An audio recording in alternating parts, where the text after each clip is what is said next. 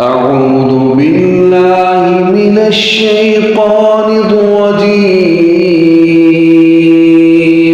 بسم الله الرحمن الرحيم. والتين والزيتون وطور سينين وهذا البلد الأمين. لقد خلقنا الإنسان في أحسن تقويم ثم رددناه أسفل سافلين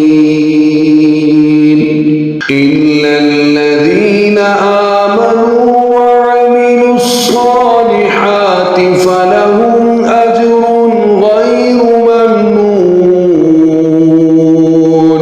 فما يكذبك بعد بالدين؟ أليس الله بأحكم الحاكمين؟